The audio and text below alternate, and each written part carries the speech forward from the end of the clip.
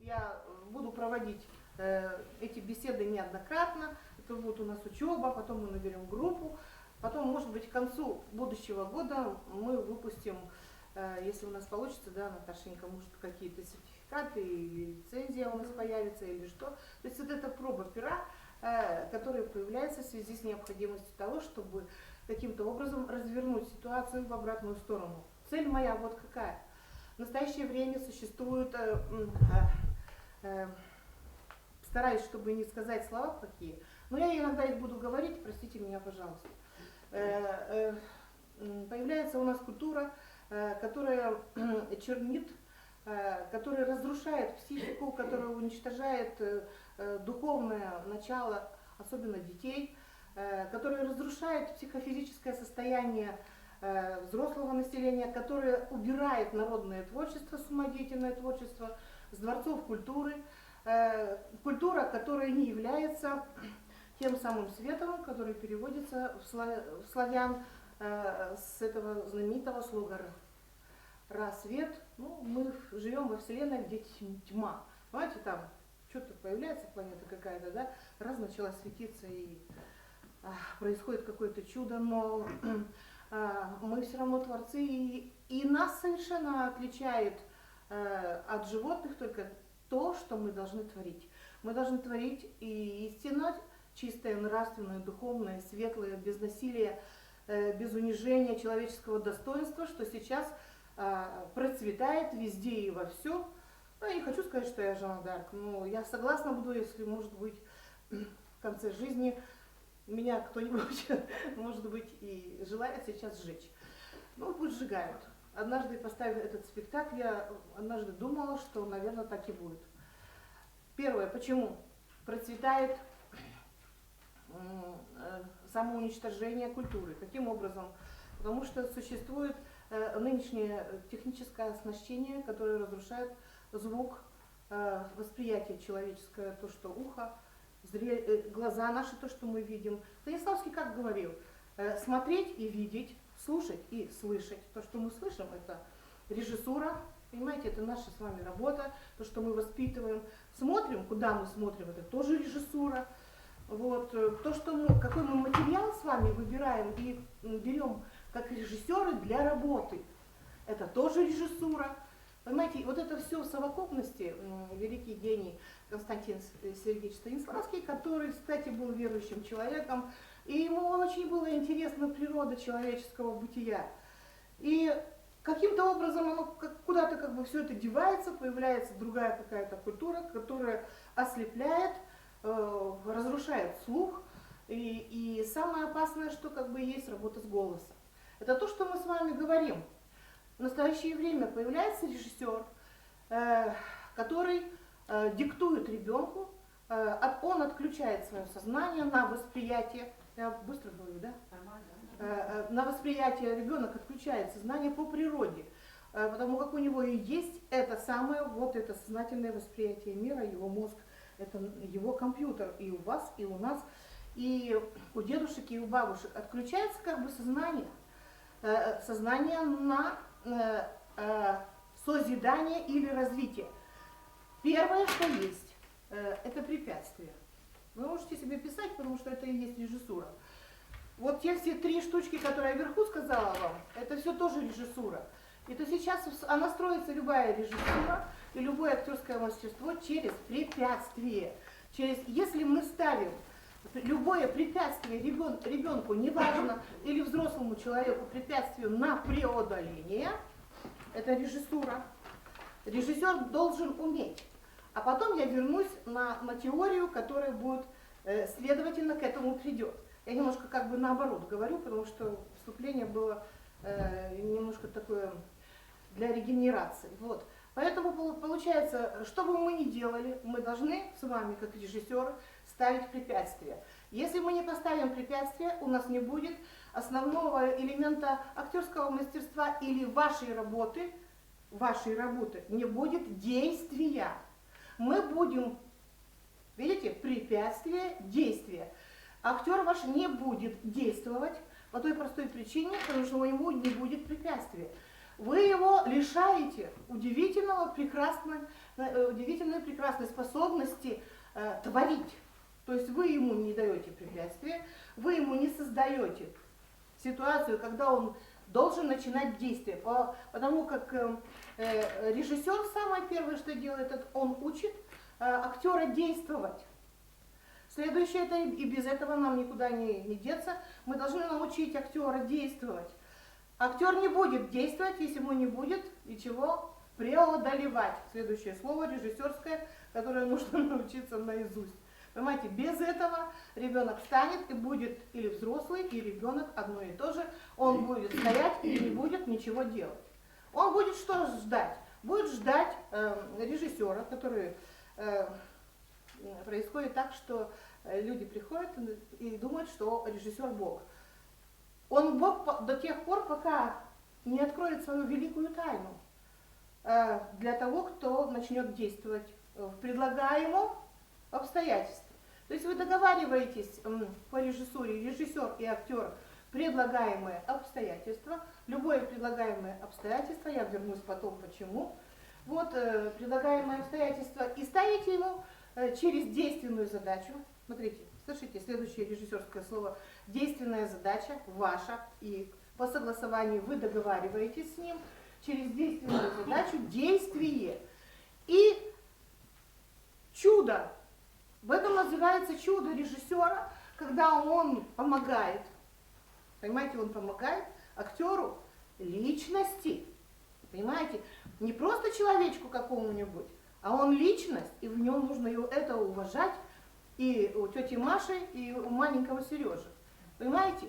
Вы создаете ему ситуацию, и он начинает себя чувствовать, у него пробуждается интерес к самому себе через вот это, то, что еще и никто, ни один человек не доказал, на что способен вот сам вообще человек, это вот удивительное, прекрасное чудо. И как ни странно, мне говорят, Ирина Михайловна, они стоят и ничего не делают. Неправда. Дайте им препятствие, и он научит вас быть Богом. И вы будете себя чувствовать первозданным режиссером, не придуманным режиссером, а вот сиюминутным, сиюсечасным.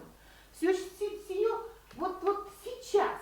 Это называется в Константина Сергеевича Станиславского прилагаемые обстоятельства и действенные задачи через глагол. Обычно, напишите себе, пожалуйста, я буду в сокращенном варианте. Дальше, кому будет интересно, мы будем это разбирать. Действенный глагол.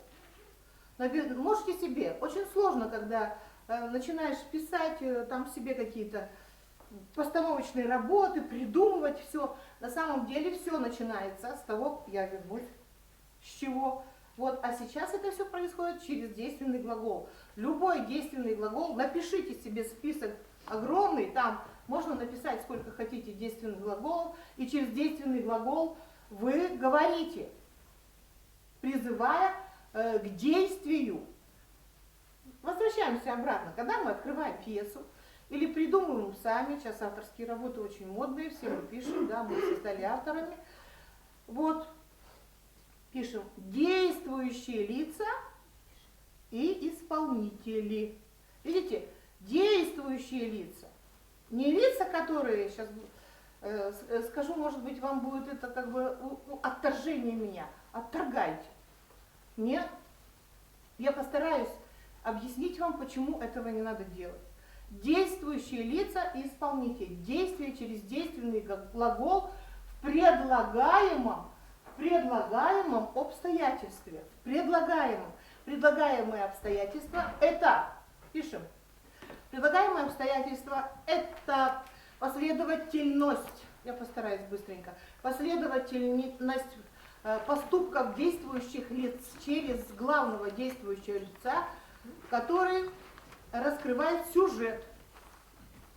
То есть вы понимаете, да, меня? Понимаете меня, да? Поступок действующего лица главного, понимаешь, в предлагаемом обстоятельстве, которое предлагаемого, который раскрывает сюжет данного произведения. Все. Больше как бы там ничего такого нет. И вот сейчас настал как бы... я сначала вам скажу, что я объявила вам работу с голосом. И метод показа. В моем театре это отсутствует напрочь. Я в исключительных моментах иду на сцену, показываю, и потом сразу это все перечеркиваю. Это не должно быть. Этого не должно быть. Если режиссер идет на сцену, он лишает того самого, вот ребенок или взрослый человек, возможности всего того, что я вам только что рассказала. А если точно сказать, то возможности быть творцом. Понимаете? Вы не даете ему. Вы ему не даете ничего. Вы ему не даете научиться преодолевать закон режиссуры и актерского мастерства. Вы не даете ему сочинить свою историю. Понимаете меня? Вы не даете ему развиваться как творцу. Дальше происходит как бы самое еще более страшное. Работа с голосом. То есть мы великие как бы учителя, мы самые великие учителя, да? Мы приходим и говорим: отстань сюда, пройди вот туда 2 шага. А он хочет вас спросить, чего мне туда идти, зачем? А ему не надо, вы не дадите ему: я великий режиссер, туда встань быстро, 2 шага туда сделай, вернись туда, на этой реплике скажи вот здесь вот это слово. И он ходит, какой? Глухой, слепой, и который ничего не понимает. Зачем ему?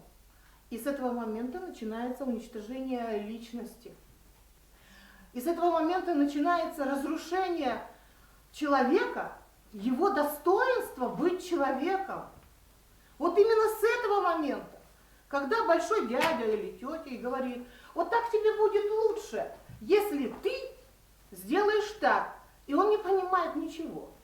И для того, чтобы как бы ему сказали: так тебе будет лучше, он пойдет на улицу с заниженной оценкой достоинства, встретит дядю плохого, который однажды ему чего-то скажет, и он это будет принимать. У него не будет избирательного отношения к тому, к чему он должен сформировать сознание через восприятие. И его психофизическое состояние, самое главное в театре, воспитать чувства человека, ребенка. Он должен через эмоцию, дальше режиссура идет, через эмоцию, когда вы даете действенную задачу, у ребенка появляется через действие, понимаете? У него есть эмоция, она зарождается, потом какая-то у него появляется, понимаете, чувство. Он начинает чувствовать. Какое первое чувство, когда ребенок преодолевает ситуацию? Или не ребенок, а взрослый человек. Он преодолел, возьмите себя. Когда вы что-то для себя, понимаете, решили самостоятельно, да, преодолели это все, какое у вас внутри новое ощущение познания мира, новое, такое, какое еще никогда у вас не было. Вы почувствовали себе вот отсюда, вы с природы своего бытия человека достали что-то, нечто такое, что вы никогда не чувствовали. Так вот тот, который человек сказал, что а мне как бы и не надо, я сейчас вернусь к пирамиде, да, или вот эта ужасная фраза, и особенно когда разрываются там всякие отношения: а люби меня таким, каким я есть, или принимай меня такой, какой я и есть. Бог дверью пошла и пошла. Куда? Куда? Снимай халат на кухне. Посмотри на свою рожу, тогда, когда говоришь такие слова. Понимаете, какие страшные вещи мы с вами, вот как бы режиссура и театр. Понимаете? Вы мне скажете: Вера Михайловна, а что в следующий раз? В следующий раз что, с самого начала все начинать? Брать и все начинать сначала. Давайте снова преодолеть, чтобы было то самое чувство, которое было, чтобы оно новым было, и чтобы и чтобы развивался человек, понимаете? И что, с самого начала? Нет. Мозг сам сработает, потому как вы его научили что? Плавать. Он сам себе придумает ситуации, он сам себе разрулит. Как? На своих ощущениях. Потому как у него будет, знаете, у него будет эта возможность сверхъестественное, ничего не обезьяничать, ничего не повторять за кем-то, а поставить себя в ситуацию, а давай, если я. Вот сейчас я как бы плавал, вот то самое, вот удивительное вот это упражнение, можете самому вместе со мной сделать. Вот это вот березка, да, а вот это елочка. И вот так поменяйте быстро. Поменяйте быстро, быстро, быстро, поменяйте, получится у вас быстро. Елочка, березка, видите, не получается. Не получается. Или поменяйте вот эту удивительную... Те самые полушария мозга, которые отвечают за творчество. Понимаете? Или, пожалуйста, сделайте это. Полянка, грибочек. Полянка, грибочек. Полянка, грибочек. Сделайте. Получится? Ну, вряд ли сразу. Быстрее, быстрее. Полянка, грибочек. Полянка, грибочек. Полянка, грибочек. Понимаете, у кого получается, у кого не получается? Нет. Полянка, грибочек. Да, спасибо. На самом деле я вас просто отвлекла. Там ничего такого как бы страшного нет. И такого как бы совсем никакого, ничего. Или я своих детей учу зайчика и охотник.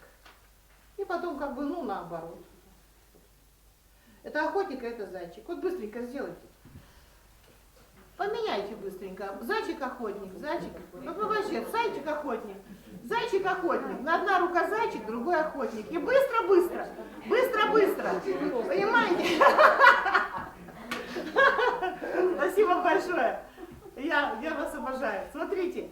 И мы как бы с вами говорим дальше. Если вы поймете, вы сами будете смотреть, как они творчески развиваются. Вы сами будете получать это удивительное наслаждение творчества вместе с ними. И потом вы однажды поймете, что они как бы вас учат, а не вы их.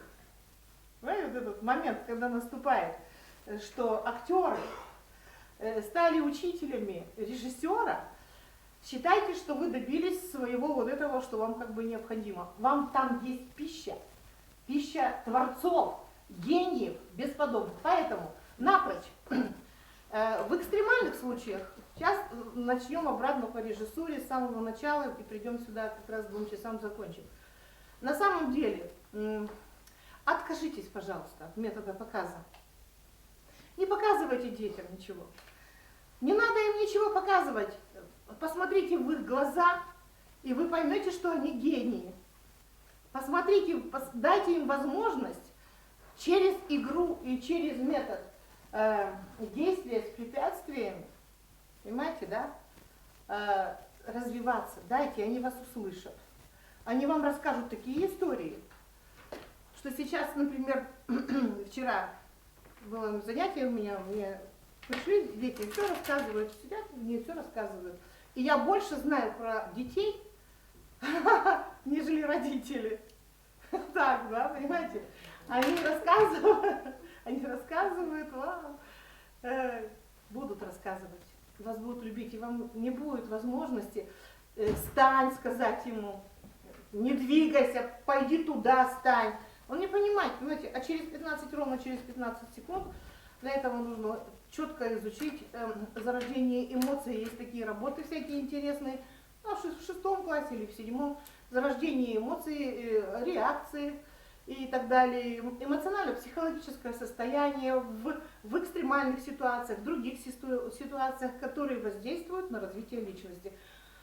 Значит, режиссер, откажитесь, пожалуйста, работать с голосом. Читайте с ними сказки, и пусть они пересказывают. Так же точно и когда мы берем пьесу, прочитали пьесу, сейчас вернемся к режиссуре изначально, когда читаете пьесу, да, пересказывайте с актерами через этюды то, что они запомнили. Не надо мучить актеров, чтобы они чувствовали себя и чтобы они вас внутри, понимаете, ненавидели. Ну, вот это, понимаешь, актер, когда внутри протестует, Понимаете? У него зарождается другая эмоция, не та эмоция, которая нам нужна, Творца. И мы с самого начала заставляем наших маленьких творцов нас не любить. А просто когда скажи, что ты любишь Марью Ивановну, а он думает, это кто? А так как он привык соглашаться, он скажет, да, я люблю. Он же привык уже соглашаться. Зачем нам такое общество? Зачем нам такие дети, которые пойдут и ими будут управлять все, кто угодно? Так вот, на колени могу стать перед вами. Сейчас услышьте, пожалуйста, мои седины. Всеми силами сделайте так, чтобы дети наши, люди, которые придут в театр, не были марионетками, которые на веревочках подчиняются и не имеют своего собственного восприятия мира, которые не имеют своего собственного понимания разницы между какими-то другими чувствами, которые он должен испытывать. На сегодняшний момент то, чего я буду говорить на всех уровнях, и я это не боюсь, ну и ладно, и пусть сжигают. Фонограмма плюс. Если вы будете в своих спектаклях использовать фонограмму плюс, считайте, что вы убийцы. Если вы составите своего маленького актера или другого актера, записать его голос, потом выйти, лишить его права говорить, думать, лишить права его шепелявить, чтобы его воспринимали, разрушить его как человека, считайте, что вот вы берете на себя такую миссию. У нас огромное количество работников культуры изобрели новую культуру. Новую культуру. Эта новая культура относится к тому, что разрушается, во-первых, эти там сколько, 50 сколько-то децибел на слух. Вот, понимаете, вот свыше этих звуков, свыше, вот, когда выше вибрации идут на слух, вот, понимаете, свыше разрушается что? Ушки тут, носик наш, здесь наш гипофиз, и у нас получается люди, которые не воспринимают разницы между плохим и хорошим. Я слышу. Станиславский говорил так: слушать, одно биотика слушать, то, что я слушаю, другая биотика, что я слышу. Так вот, вторая часть, что я слышу, отсутствует за счет того, что биотика слушает и имеет разрушительную силу. Две силы, знаете, по физике. Режиссер должен быть физиком. Знаете, вот это, все хочу сказать, ну ладно. Режиссер физик, почему? Вот на тело, вот там на тело, которое в жидкость, действует сила. Это по режиссуре физику, да, помните же. Знаете же, действие, контрдействие. Это по режиссуре, можете написать себе. Действие и контрдействие. Это в режиссуре является конфликтом. Вы это выставляете по двум лагерям. Лагерь, который вы выставляете в зависимости от того, какую вы идею будете себе ставить, и лагерь, который против той идеи. Вот против то. Борьба противоборствующих сил. Вы это должны выставить. Если вы это не выставите, то никакой вы не режиссер. Понимаете, вот есть два лагеря, вот один лагерь, второй. Кстати, это как бы еще действует и на руководителей, которые возглавляют коллектив. Вот противоборствующие силы. Это называется по режиссуре конфликт. Понимаете, это конфликт. Без конфликта не будет борьбы. Не будет борьбы, вы не раскроете тему. Потом, получается, у нас там дальше идея получается. Но идею сыграть нельзя. Можете сразу себе написать напрочь. Если вы будете играть идею. Она говорит: Вера Михайловна, я хочу играть любовь. Как это ты будешь играть? Ну, я вот это покажу, я обниму, я там, ну, посажу на колени партнершу свою, ну, я про взрослых говорю, раз любовь изначально, да. Ну, я там, ну, рассижусь на нее, потом подойду, я придумаю там все это. Это все вычеркните. Это никакого отношения к режиссуре, никакого отношения к театру не имеет. Есть театр клоунада, но там еще более сложные вещи. Там еще более сложные вещи. Это жанр, понимаете?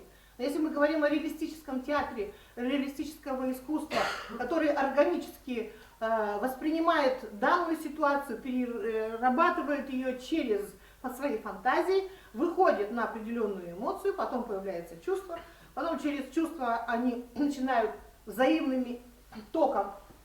Константин Сергеевич Станиславский говорил, что это взаимные токи. Токи, понимаете, вот токи, они идут, одни токи я вам подаю, вы другие мне токи подаете. И у нас начинается взаимоотношения. Взаимоотношения – основа. Можете записывать себе, если хотите. Взаимоотношения – основа в двух противоборствующих стих в действенной задаче, предлагаемом обстоятельстве в данном событии. То есть, есть событие, там есть взаимоотношения двух, например, двух и нескольких людей, действующих лиц, в предлагаемом обстоятельстве, которое предлагаемое обстоятельство, вы как бы договариваясь через действенную задачу, я вам рассказала, через действенный глагол, понимаете, да?